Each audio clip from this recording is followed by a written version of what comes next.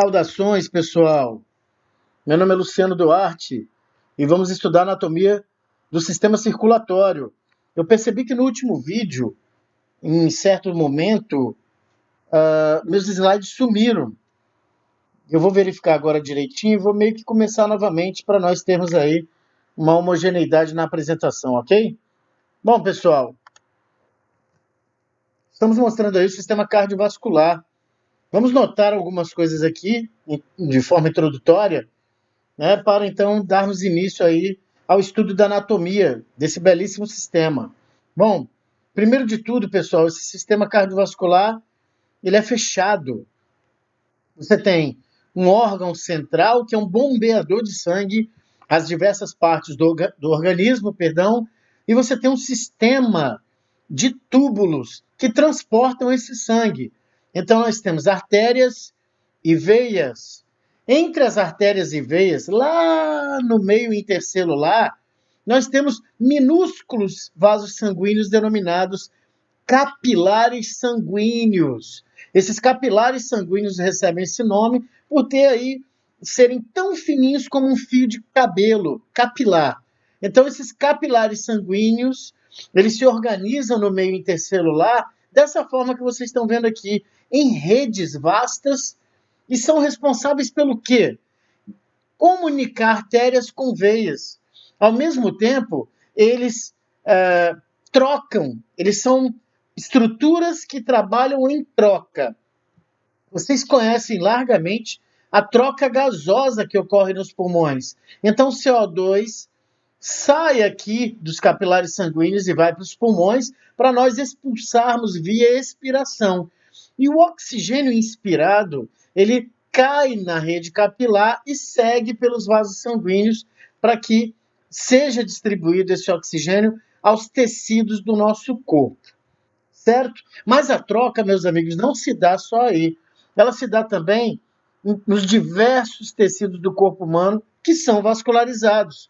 Ocorre que as células, que é o local onde estão, o meio intercelular, né, que é o local onde estão os capilares sanguíneos, as células recebem dos capilares sanguíneos oxigênio e nutrientes.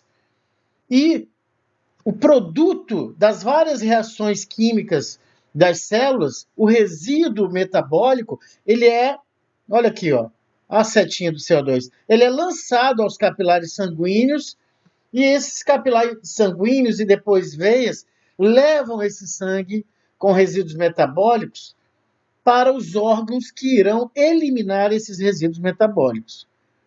Então, esse ciclo é fechado o tempo todo. E aí nós teremos duas funções primordiais, que eu faço questão que o estudante saiba de início. Duas funções primordiais do sistema cardiovascular. Transportar rapidamente oxigênio e nutrientes no sangue às diversas células do corpo humano.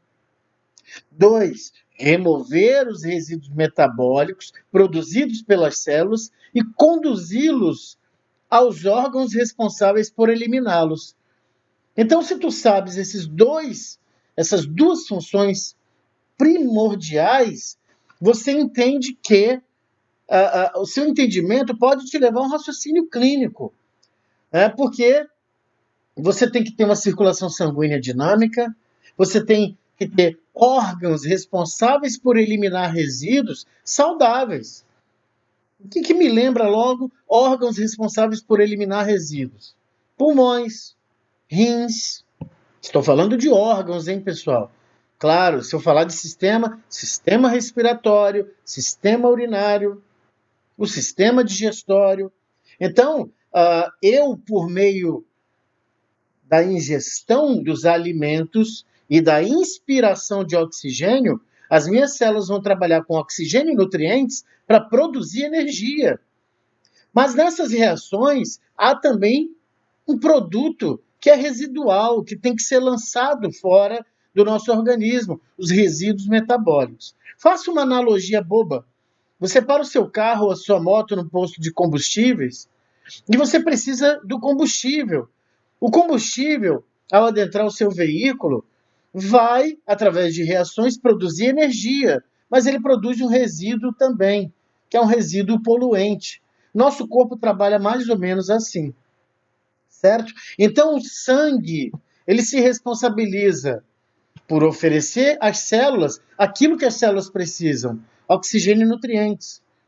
E se responsabiliza também por remover os resíduos metabólicos e entregá-los aos órgãos que vão eliminá-los do corpo.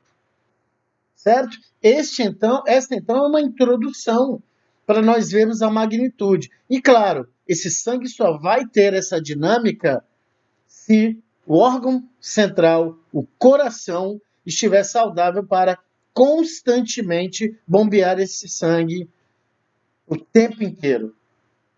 Ok? Vamos conhecer o sistema cardiovascular? Coração e homeostasia. Eu sempre faço essas relações, pessoal, quando eu apresento o sistema a vocês. Assim eu fiz com o sistema esquelético, o tecido ósseo, o articular, o muscular e o coração e a homeostasia. Bom, o coração bombeia sangue pelos vasos sanguíneos para os diversos tecidos do corpo humano. Vocês já me conhecem, estão acostumados. Eu repito muito algumas informações para que elas fixem nas mentes de vocês. E é claro, vocês só aprenderão se praticarem a informação, se lerem, né? Se dedicarem. Então, o coração bombeia sangue pelos vasos sanguíneos para os diversos tecidos do corpo humano. Pessoal, isso funciona no nosso corpo desde a terceira para a quarta semana de vida intrauterina. Veja só, quarta semana de vida intrauterina, você já tem esse sistema cardiovascular funcionando a todo vapor. E é claro que isso tem que funcionar tão precocemente. Por quê? Nós temos, lá quando é embrião, uma necessidade gigantesca de crescimento. Então, é claro, nós precisamos de um sistema que nos propicie nutrientes e oxigênio para que continuemos a crescer de embrião para feto e que tudo se desenvolva adequadamente até que possamos nascer. O sangue precisa ser constantemente bombeado ao longo dos vasos sanguíneos do corpo. Quem que bombeia, meus amigos? O coração. Então pensa, eu preciso trabalhar, promover a saúde do meu coração e dos meus vasos sanguíneos. Os senhores, nas diversas profissões da área de saúde, saberão como cuidar do coração e dos vasos sanguíneos.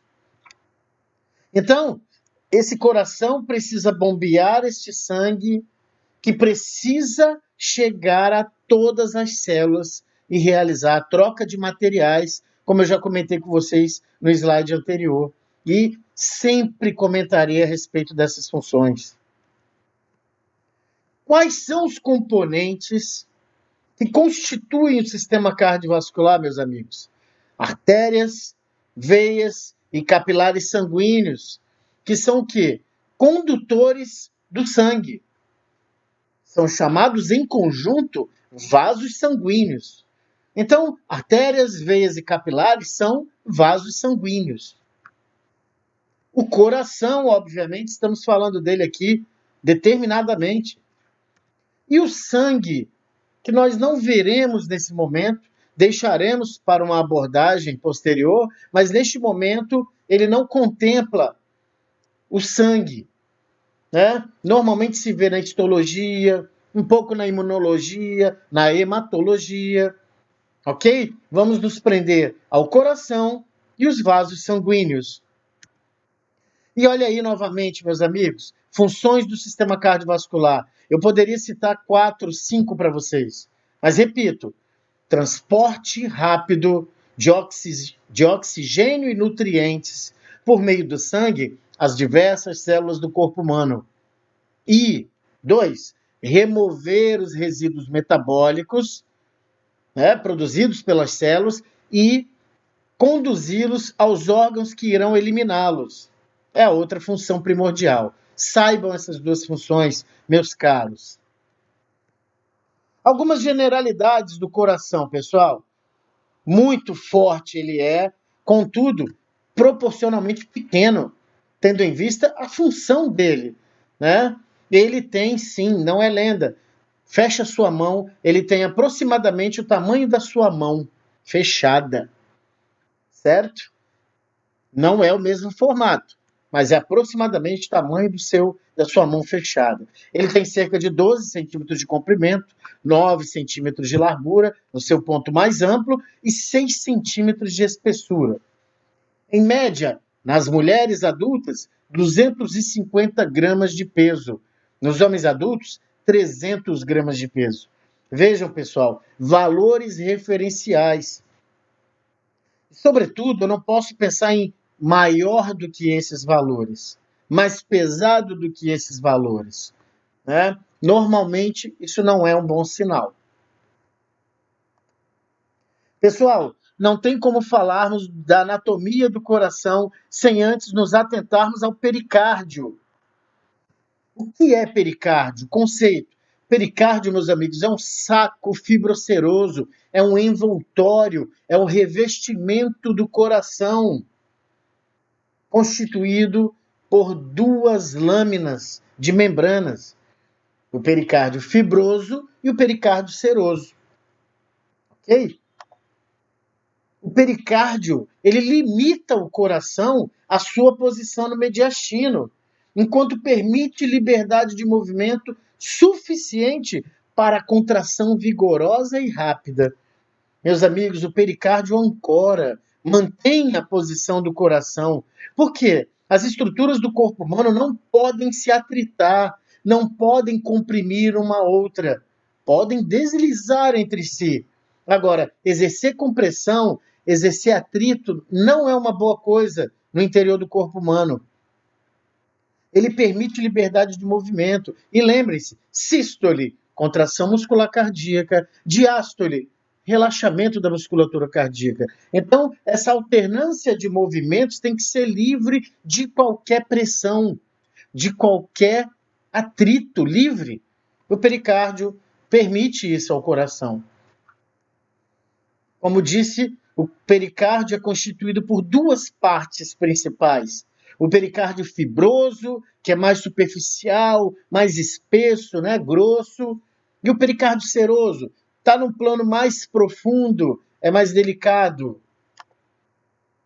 O que eu vejo aí, pessoal? Eu vejo o coração in situ, né? No local, no sítio dele, na posição anatômica. Então, se abrimos um tórax e adentramos a cavidade torácica, nós não damos de cara com o coração, porque ele está revestido.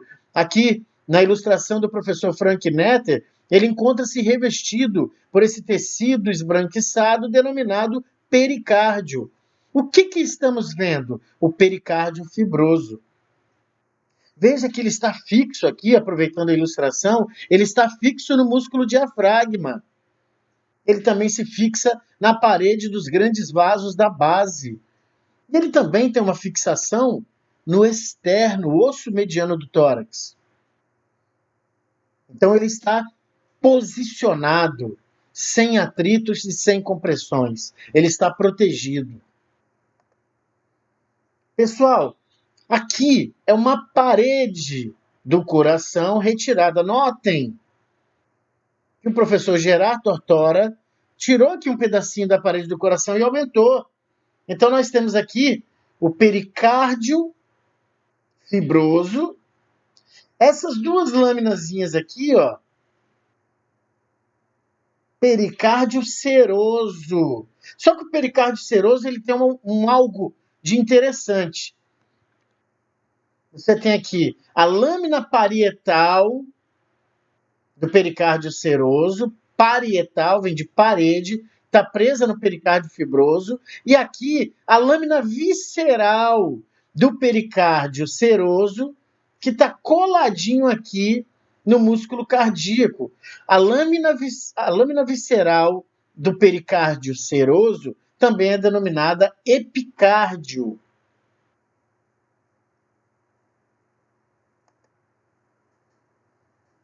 Aqui nós vemos uma ilustração de uma pericardite. Então veja aqui, ó, nessa ilustração, o pericárdio fibroso em rosa, o pericárdio seroso constituído por essas duas lâminas vermelhas, a lâmina parietal, A lâmina visceral. E entre os dois, a cavidade do pericárdio. A cavidade do pericárdio que tem uma lâmina fina de líquido. E aqui já é o miocárdio. Né? Se você tem um aumento da coleção de líquido nessa cavidade do pericárdio, como aqui, nessa pericardite, olha o que você tem. Compressão do músculo cardíaco. Então, numa análise muito rápida, no mínimo, esse músculo cardíaco vai ter que ficar fazendo mais força do que o normal, porque ele está sendo sobrecarregado por essa pressão desse líquido a mais na cavidade do pericárdio. Ok? Bom, falando particularmente dos dois, eu falei bem rapidinho, passando pelas ilustrações, de propósito, porque nós teremos aí as descrições anatômicas do pericárdio fibroso, do pericárdio seroso, da lâmina parietal do pericárdio seroso e da lâmina visceral do pericárdio seroso, bem como da cavidade do pericárdio. Vamos seguir aí. Pericárdio fibroso. Eita, comeu uma letra. É superficial, constituído por tecido conjuntivo denso, resistente e inelástico, pessoal. Ele parece muito com um saco e ele repousa sobre o músculo diafragma, fixando-se nele, como eu mostrei na figura anterior do professor Frank Netter.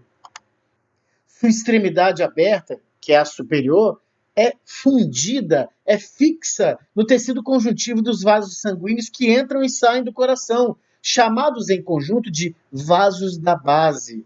E ali nós teremos o tronco pulmonar, a artéria aorta, aquela turma toda ali da base do coração. O pericárdio fibroso evita o estiramento excessivo do coração, fornece proteção e ancora o coração no mediastino. Viram? Nós já conversamos sobre isso. E agora eu estou a repetir. Ok? Olha ele aí. Pericárdio fibroso. É esse cara aqui, ó, branco, grosso, fixo aqui no músculo diafragma e fixo aqui também, ó, na parede dos grandes vasos da base do coração. Certo? Ele posiciona o coração nesse espaço denominado mediastino médio.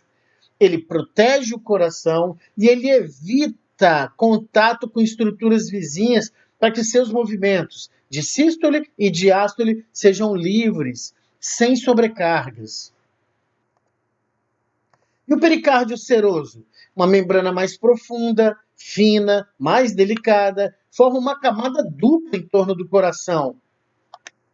Ele é constituído de uma lâmina parietal, que é mais superficial e fundida no pericárdio fibroso, que acabamos de descrever. A lâmina visceral é mais profunda e também chamada de epicárdio. Ó, lâmina visceral é a que está coladinha na víscera em questão, que é o coração. Certo? É mais profunda, também chamada de epicárdio. É uma das camadas que compõem a parede do coração, né? Epicárdio, miocárdio e endocárdio. Veremos mais na frente. E encontra-se firmemente aderida à superfície do coração, a lâmina visceral do pericárdio seroso. Olha aí, mais um esqueminha. Essa foto aqui, ó, é um repuxadinho de quem? Do pericárdio fibroso, que é mais superficial e mais grosso. Olha esse esquema aqui, galera. Você tem aqui, ó, esse que é o pericárdio fibroso nessa setinha. Aí você tem aqui duas lâminas. Essa e essa. Essa é a lâmina parietal do pericárdio seroso, que está aqui, ó, fundida com pericárdio fibroso, conforme a descrição. Essa é a lâmina visceral do pericárdio seroso, fundida com a parede, com a superfície do coração, né? Também descrita anteriormente.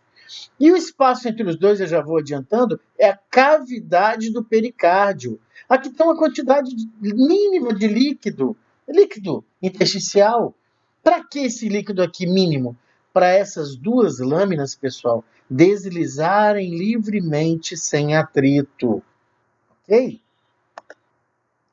Olha aí, a cavidade do pericárdio é o espaço potencial entre as camadas opostas das lâminas parietal e visceral do pericárdio seroso. Viram, pessoal? Nós mostramos a ilustração, mostramos os locais. Mas vejam bem, tem o conceito teórico também, que é importante importante saber.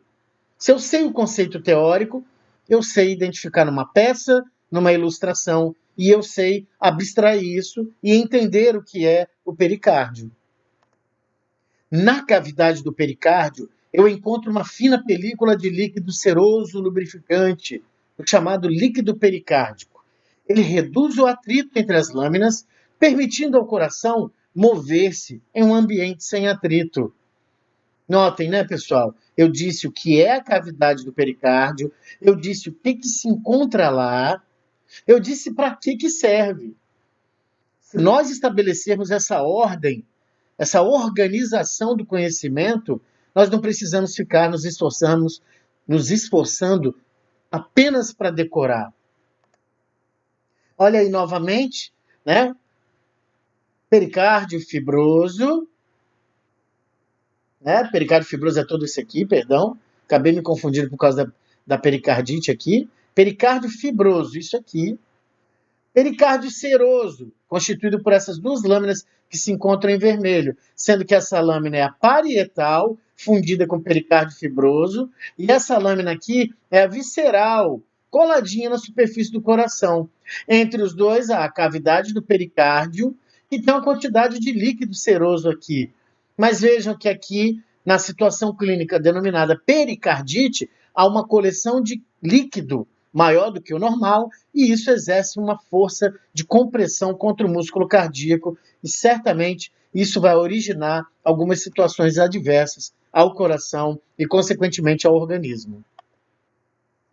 Aí tem um quadrinho que é um resumão das coisas que comentamos até agora, tá? Olha aí, ó. Pericárdio fibroso, olha o celular fazendo barulhinho. Um saco interno, que é o pericárdio seroso. Seroso contém a lâmina parietal e a lâmina visceral, né? Todas essas questões. Aqui, a parede do coração é composta de 3 camadas, de superficial para profunda. O epicárdio, que tem um asterisco, por quê? Porque ele é a lâmina visceral do pericárdio seroso. O miocárdio, que é a camada média, mais desenvolvida, que é constituída por tecido muscular estriado cardíaco, e o endocárdio, que é a camada interna da parede do coração. Nós ficamos justamente aqui, pessoal, tendo em vista aquelas questões de demorar muito numa aula e vocês encherem o saco. Dá aquela curtida, se inscreva no canal, né? Eu tenho que treinar porque eu não sou youtuber. Coloque seu comentário, manda um e-mail para mim, lucianoduarteanatomia@gmail.com. Vamos trocar ideias, façam sugestões, elogios, críticas, enfim. Estou à disposição. Na próxima situação, vamos conversar sobre as camadas que constituem a parede do coração. Um forte abraço e saúde a todos.